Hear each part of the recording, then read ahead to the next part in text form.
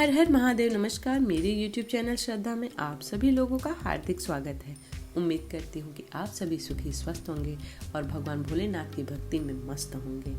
तो आइए आज इस वीडियो के माध्यम से शिव महापुराण के संहिता 1 का 10वां अध्याय आरंभ करते हैं, जिसमें सृष्टि स्थिति आदि 5 कृत्यों का प्रतिपादन, प्रणव एवं पंचाक्षर मंत्र की महत्ता, ब्रह्मा विष्णु द्वारा भगवान शिव की स्तुति तथा उनका अंतर्ध्यान होने के बारे में बताया गया है। ब्रह्मा और विष्णु बोले, हे प्रभु, हम दोनों को सृष्टि आदि 5 कृत्यों का लक्षण बताइए। शिव जी बोले, मेरे कृत्यों को समझना अत्यंत गहन है, तथापि मैं कृपा पूर्वक तुम दोनों को उनके विषय में बता रहा हूँ। हे ब्रह्मा और हे अच्युत, सृष्टि स्थिति संहार, तिरोभाव और अनुग्रह ये 5 ही मेरे जगत संबंधी कार्य हैं, जो नित्य सिद्धि है। संसार की रचना का जो आरंभ है वह सर्ग है। मुझसे पलित होकर सृष्टि का सुस्थिर रूप से रहना ही उसकी स्थिति कहा गया है। उसका विनाश ही संहार है। प्राणों का उत्क्रमण ही तिरोभाव है।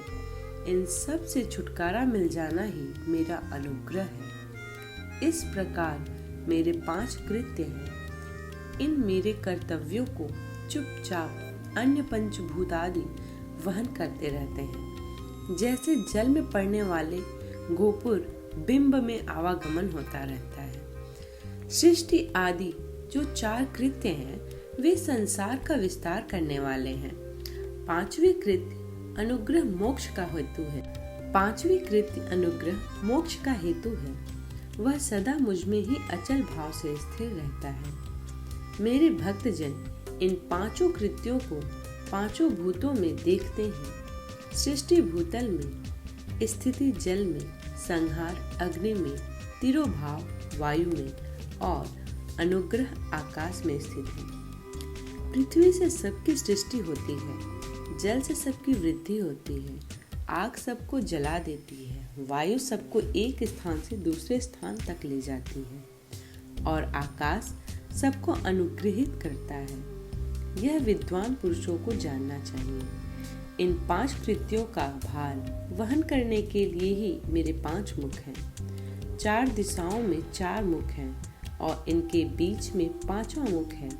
हे पुत्रों, तुम दोनों ने तपस्या करके प्रसन्न हुए मुझे परमेश्वर से भाग्यवश सृष्टि और स्थिति नामक 2 कृत्य प्राप्त किए हैं। ये दोनों तुम्हें बहुत प्रिय हैं। इसी प्रकार मेरे विभूत स्वरूप रुद्र और महेश्वर ने 2 अन्य उत्तम कृत्य संहार और तिरोभाव मुझसे प्राप्त किए हैं, परंतु अनुग्रह नामक कृत्य कोई नहीं पा सकता।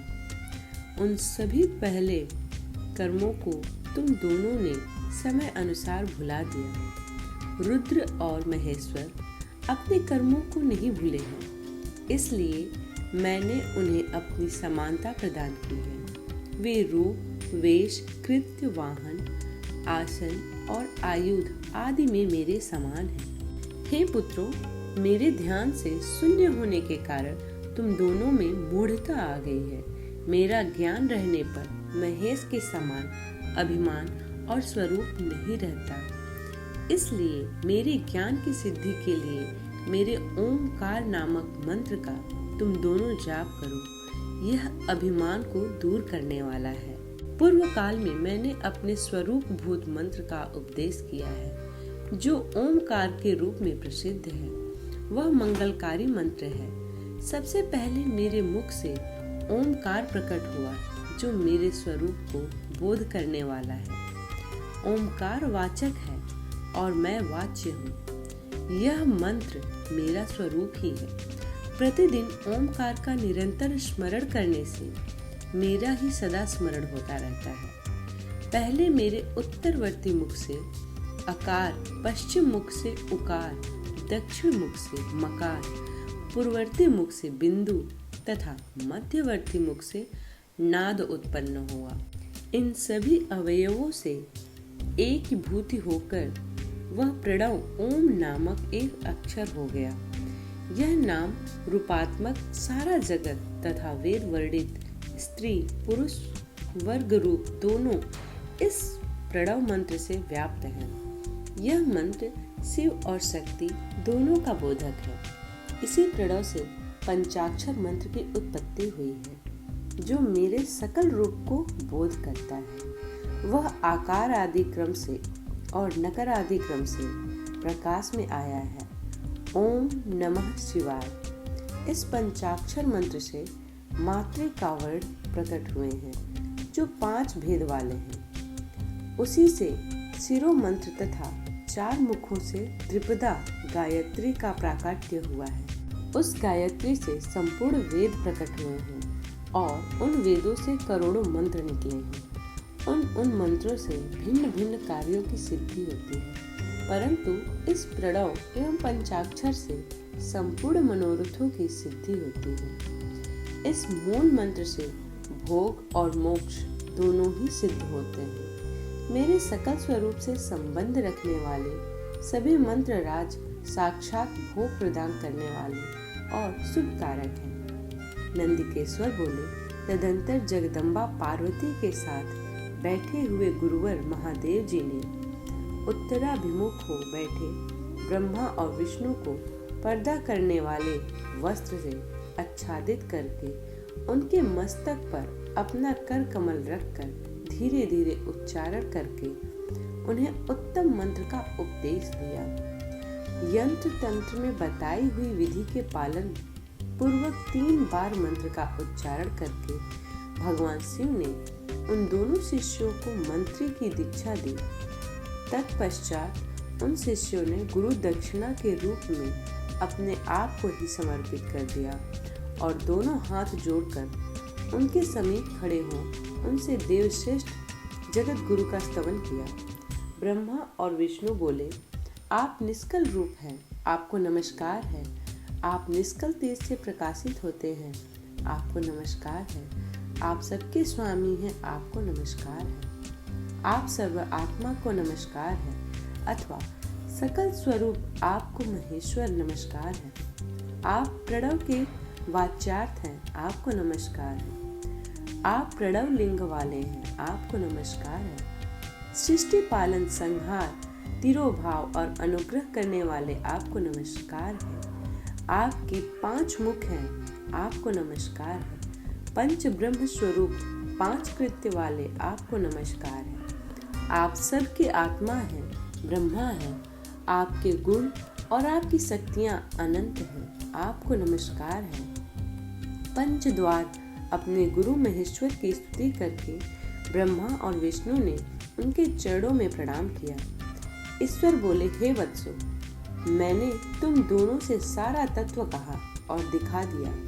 तुम दोनों देवी के द्वारा उपदिष्ट प्रणव ओम, जो मेरा ही स्वरूप है, उसका निरंतर जप करो। ज्ञान स्थिर भाग्य सब कुछ सदा के लिए प्राप्त हो जाता है। आर्द्र नक्षत्र से युक्त चतुर्दशी को प्रणव का जप किया जाए तो वह अक्षय फल देने वाला होता है।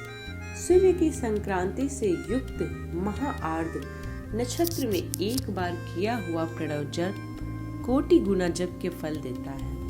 मृगशिरा नक्षत्र का अंतिम भाग तथा पुनर्व सुकु आदि भाग पूजा, होम और तर्पण आदि के लिए सदा आद्री का समान ही होता है।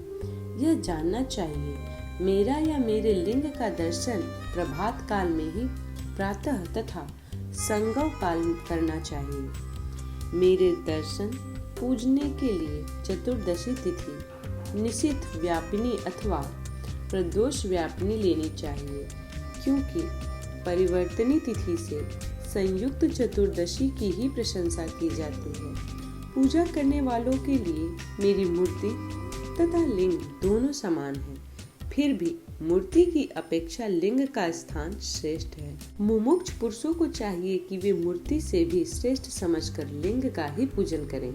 लिंग का ओमकार मंत्र से और वेर का पंचाक्षर मंत्र से पूजन करना चाहिए। शिवलिंग को स्वयं ही स्थापना करके अथवा दूसरों से भी स्थापना करवाना उत्तम द्रव्यमय उपचारों से पूजा करनी चाहिए, इससे मेरा पद सुलभ हो जाता है। इस प्रकार उन दोनों शिष्यों को उपदेश देकर भगवान शिव वहीं अंतर्ध्यान हो गए। इस प्रकार शिव महापुराण के संहिता 1 का 10वां अध्याय भी समाप्त होता है। उम्मीद करती हूँ कि आज की यह वीडियो आप लोगों को पसंद आई हो। वीडियो पसंद आई हो तो वीडियो को लाइक करें, चैनल को सब्सक्राइब करें। इसी प्रकार के वीडियोस को प्राप्त करने के लिए चैनल को सब्सक्राइब करना ना भूलें। मिलते हैं अगले अध्याय में, तब तक के लिए हर हर महादेव।